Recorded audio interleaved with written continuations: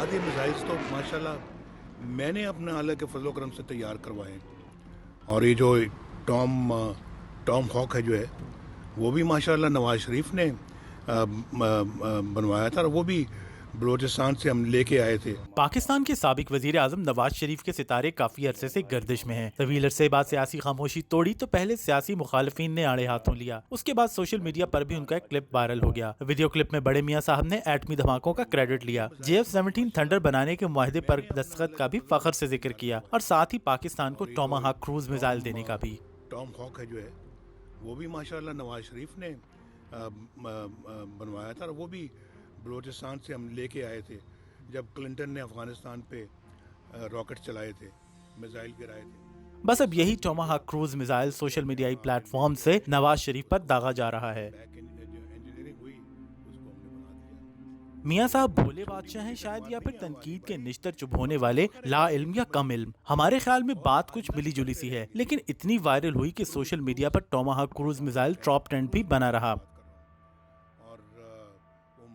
अब अगर social media के दानिशवरों की बात की जाए तो सबसे पहले उनका इतराज था कि पाकिस्तान के पास तो टॉमाहाक क्रूज मिसाइल है ही नहीं। नवाज शरीफ ने बेपरखी हाँ की, फिर गर्द थमी तो कहा कि नवाज शरीफ ने झूठ बोला, बलूचिस्तान में गिरने वाले अमरीकी मिसाइलों की रिवर्स इंजीनियरिंग नहीं की गई, और ये कि बाबर क्रूज मिसाइल पाकिस्तान की अपनी पैदावार है, और अगर ऐसा किया भी गया है तो पाकिस्तान के साबिक वजीर आजम ने अपने हल्फ की खिलाफ वर्जी करके कौमी राज अफशा किया।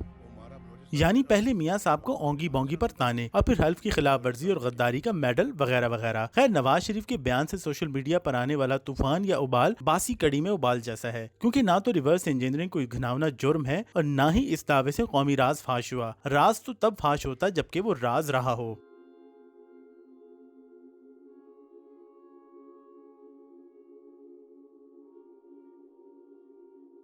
बात कहीं की कहीं निकल गई। हम आज मिलिट्री रिवर्स इंजीनियरिंग और टॉमाहाक क्रूज मिसाइल और पाकिस्तानी क्रूज मिसाइल्स पर ही फोकस करेंगे। मिलिट्री रिवर्स इंजीनियरिंग की तारीख कोई नई नहीं, हमेशा से ही ऐसा होता चला आया है कि दुश्मन के हथियार का मुकाबला करने के लिए उसकी खूबियों और खामियों को मद्देनजर रखकर जवाबी हथियार तैयार किया जाता है, या फिर ज्यों का त्यों कॉपी कर लिया जाता है। कदीम मिस्र में जंगी रथ को उस जमाने का टैंक समझ लें या कोई सुपर फास्ट अटैक क्राफ्ट। ये रथ मिस्रियों की अपनी इजाद नहीं बल्कि आशूरियों की रथ को हूबहू नकल करके तैयार की गई थी।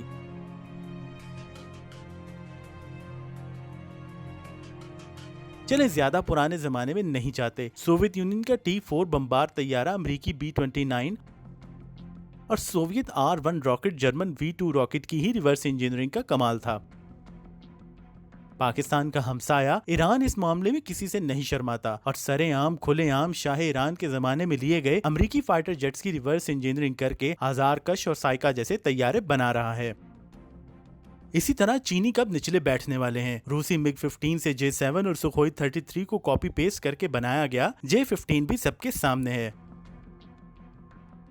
सो जनाब, अगर पाकिस्तान ने खुदा का तोहफा समझकर अमरीकी टॉमाहाक क्रूज मिसाइल की रिवर्स इंजीनियरिंग कर भी ली तो इसमें क्या छुपाना और क्या शर्माना। वैसे भी ये सब मामलात 90 की दहाई के आखिर में अमरीकी व बैनुल अक़वामी न्यूज पेपर्स में छप चुके हैं कि उसामा बिन लादेन के ठिकानों के खिलाफ दागे गए 72 टॉमाहाक क्रूज मिसाइलों में से चंद बलूचिस्तान में गिरे, और फिर कैसे पाकिस्तान ने बाबर क्रूज मिसाइल बनाकर दुनिया को हैरान कर दिया। मसला ये है कि नवाज शरीफ पाकिस्तान के 3 बार प्राइम मिनिस्टर रह चुके हैं। इधर उधर के लोग ऐसी बातें करें तो और बात है, लेकिन अगर साबिक प्राइम मिनिस्टर साहब करें तो काफी नामाकूल है। And always in the interest of the sovereignty, integrity, solidarity, well-being and prosperity of Pakistan. सहाफियों से बातचीत में नवाज शरीफ ने कहा था कि आधे मिसाइल तो मैंने तैयार करवाए हैं। आधे मिसाइल तो माशाल्लाह मैंने अपने आला के फजलो करम से तैयार करवाए हैं। और ये जो टॉम हॉक है जो है वो भी माशाल्लाह नवाज शरीफ ने बनवाया था, और वो भी बलूचिस्तान से हम लेके आए थे जब क्लिंटन ने अफगानिस्तान पे रॉकेट चलाए थे, मिसाइल गिराए थे। एक साबित मिल गया, उसको हमने अपना आगे लेके आए, उसको उसकी बैक इंजीनियरिंग हुई, उसको हमने बना दिया। अब जाहिर है कि नवाज शरीफ 3 बार प्रधानमंत्री रह चुके हैं, उनकी बात या दावे को झुटलाया नहीं जा सकता। तो इस दावे का बैकग्राउंड क्या है? क्रूज क्रूज बैकग्राउंड अमेरिका का enemy number 1 Osama bin Laden था। अगस्त 1998 में अमेरिका ने बहेरा अरब से ऑपरेशन इन्फिनिट रीच के नाम से अफगानिस्तान में अलकायदा के ठिकानों को तबाह करने का फैसला किया था। ये कार्रवाई तंजानिया और कीनिया में अमेरिकी सिफारत खानों में अलकायदा की तरफ से बम धमाकों का बदला लेने के लिए की गई थी। Our target was terror.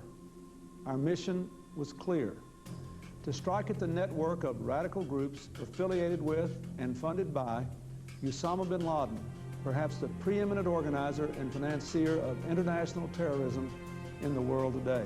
Steve Coll की किताब घोस्ट वॉर्स के मुताबिक व्हाइट हाउस में इस मामले पर बहस हुई थी कि पाकिस्तान को इस कार्रवाई के मुतालिक बताया जाए या नहीं, क्योंकि कार्रवाई में इस्तेमाल होने वाले टोमाहाक क्रूज मिसाइल ने बलूचिस्तान की फिजा से गुजरते हुए ही अफगानिस्तान तक पहुंचना था। मगर हुआ ये कि 20 अगस्त को जब ये ऑपरेशन हुआ तो मकरान की साहिली पट्टी और होशब के गैराबाद इलाकों में कुछ मकामी अफराद को समझ न आने वाले जंगी सामान का मलबा मिला, जो फौरी तौर पर हसास इदारों ने कब्जे में ले लिया। ये खबरें भी उस वक्त के अखबारात में शाया हो चुकी हैं। बीबीसी ने इस बारे में पाकिस्तान के एटमी साइंसदान डॉक्टर समर मुबारक बंद से बात की, जो कि नेस्कॉम के बानी और पाकिस्तान के मिसाइल रिसर्च प्रोग्राम के डायरेक्टर रह चुके हैं। उन्होंने बताया कि उस वक्त अफगानिस्तान में उसामा बिन लादेन के मुबैना ठिकानों पर 72 टोमाहाक क्रूज मिसाइल दागे गए थे। चूंकि इन सब ने अफगान सूबे खोस्त तक पहुंचने के लिए पाकिस्तान की फिजा से गुजरना था, यही वजह है कि बजाहिर 2 मिसाइल फनी खराबी के बाइस बलोचिस्तान के गैराबाद इलाकों में गिरे। वॉशिंगटन पोस्ट ने भी अपनी खबर में इस्लामाबाद में एक सरकारी ऑफिसर के हवाले से दावा किया था कि हैरान कुन तौर पर पाकिस्तान को ये मिसाइल सालिम हालत में मिले। हम डॉक्टर समर मुबारकमंद इससे इत्तफाक नहीं करते। वो कहते हैं कि ये मिसाइल निहायत नाजुक होता है और ये बात मज़ा खेज है कि वो जमीन पर गिरे और उसके टुकड़े टुकड़े ना हो जाएं। ये सच है कि पाकिस्तान को इस इलाके से मिसाइल मिले, मगर वो चंद टुकड़े थे। तबाहशुदा मलबे और छोटे छोटे टुकड़ों पर क्या रिसर्च की जा सकती है। उस वक्त के अमरीकी महकमा दिफा के एहलकारों ने कहा था कि अगर ऐसा हुआ भी है तो कोई खतरे की बात नहीं, क्योंकि टोमाहाक क्रूज मिसाइल तवील अरसे से ओपन मार्केट में भी मौजूद हैं। यहाँ तक कि इराक में जंग के दौरान कई मिसाइल जाया हुए, मगर इराक या कोई और मुल्क इनकी रिवर्स इंजीनियरिंग नहीं कर सकता। –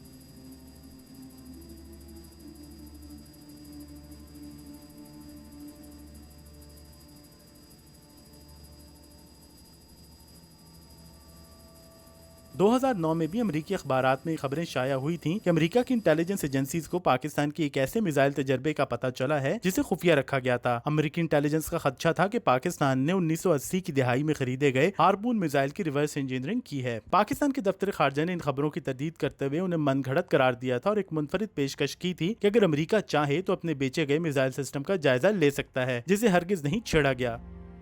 ये सब खबरें 2005 में भी पाकिस्तान की जानिब से बाबर क्रूज मिसाइल के तजर्बे के बाद मंजर-ए-आम पर आना शुरू हो गई थी और वेस्टर्न एक्सपर्ट्स का मानना था कि बाबर मिसाइल की सलाहियत और डिजाइन न सिर्फ टोमाहाक मिसाइल बल्कि हार्पून मिसाइल से भी मुशाबहत रखता है। वॉशिंगटन पोस्ट के मुताबिक इस वक्त पाकिस्तान के एक सीनियर ऑफिसर ने टोमाहाक क्रूज मिसाइल के मलबे को खुदा का तोहफा करार दिया था।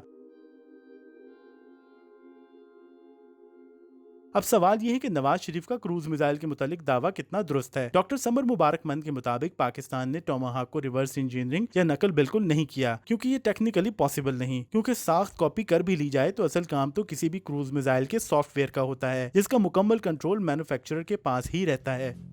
बाबर क्रूज मिसाइल पर काम का आगाज सन 2000 के बाद हुआ था और 2005 में बाबर 1 का कामयाब तजर्बा किया गया था। पाकिस्तान ने बाबर क्रूज मिसाइल का पहला तजर्बा लैंड बेस्ड लॉन्चर से किया और उस वक्त उसकी रेंज 500 किलोमीटर थी। 2007 में पाकिस्तान ने 700 किलोमीटर रेंज वाले बाबर क्रूज मिसाइल का कामयाब टेस्ट लॉन्च किया और फिर होते होते 2017 में पाकिस्तान ने समुद्र की तह से जमीन पर मार करने वाले और स्टेल्थ टेक्नोलॉजी के हामिल बाबर 3 क्रूज मिसाइल का कामयाब तजर्बा किया और इस तरह पाकिस्तान दुनिया का 5वां मुल्क बन गया था जिसने अपना ट्रायड मुकम्मल किया था। यानी पाकिस्तान ने जमीन, फिजा और समुद्र की तह से एटमी हथियार फायर करने की सलाहियत हासिल कर ली थी। बाबर क्रूज मिसाइल 3 अपने हदफ को 100% तक दुरुस्त निशाना बनाता है। ये मिसाइल एटमी के साथ रिवायती वॉरहेड भी ले जा सकता है।